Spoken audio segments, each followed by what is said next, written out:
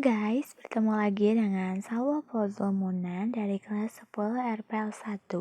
Jadi di sini saya akan menjelaskan tentang penyakit yang sedang booming-boomingnya ini di seluruh dunia termasuk di negara kita sendiri yaitu Indonesia, yaitu penyakit coronavirus. Kita juga bakal ngebahas sedikit tentang corona terhadap ATHG. Apa aja yang akan kita bahas kali ini? Yang pertama ada pengertian corona, yang kedua ada pencegahan corona, yang ketiga ada dampak virus corona, yang keempat corona terhadap ATHG. Yang pertama kita akan membahas tentang pengertian coronavirus. Apa itu virus corona?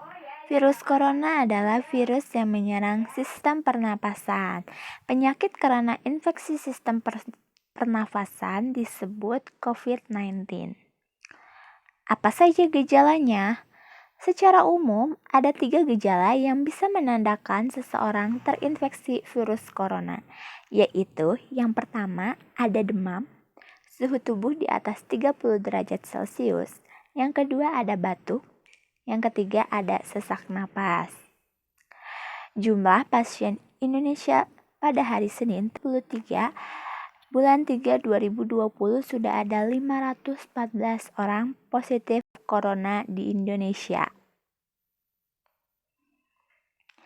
Yang kedua kita akan ngebahas tentang pencegahan corona. Yang pertama kita perlu untuk menjaga kesehatan imun tubuh. Yang kedua, kita perlu mencuci tangan dengan benar. Yang ketiga, menjaga jarak atau social distance. Yang terakhir, gunakan masker bila kita sakit. Ingat, masker hanya untuk orang yang sakit ya guys. Jadi jangan menimbun masker atau hand sanitizer yang terlalu banyak. Yang ketiga, kita akan ngebahas tentang dampak virus corona. Dampak virus corona yaitu ada 4. Yang pertama, krisis ekonomi semakin meningkat. Yang kedua, angka kematian meningkat. Yang ketiga, kebutuhan sehari-hari menjadi langka.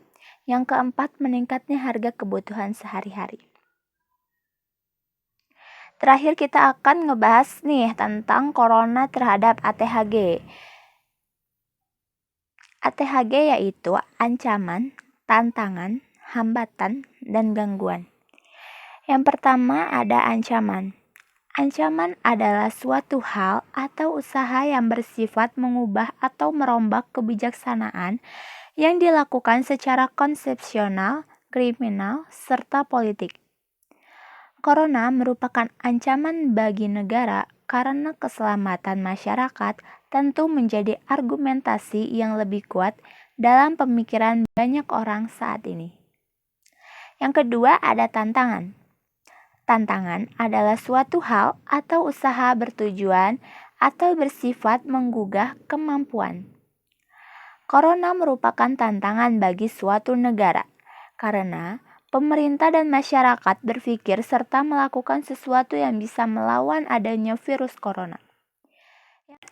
Yang ketiga ada hambatan. Hambatan adalah suatu hal atau usaha berasal dari diri sendiri yang bertujuan melemahkan atau menghalangi secara tidak konsepsional. Corona merupakan hambatan bagi suatu negara karena pendidikan pelajar dan para pekerja tidak bisa menjalankan tugasnya secara lancar, harus ditunda sebab adanya lockdown. Yang terakhir ada gangguan. Gangguan adalah usaha dari luar yang bertujuan melemahkan atau menghalangi secara tidak konsepsional. Corona merupakan gangguan bagi suatu negara karena virus ini mengganggu perekonomian suatu negara dan wisatawan yang ingin mengunjungi suatu negara. Namun, negara tersebut sudah menutup atau tidak menerima kunjungan lagi. Nah, segitu dulu ya. Sekian dari saya. Mohon maaf bila ada kesalahan. Terima kasih atas perhatiannya.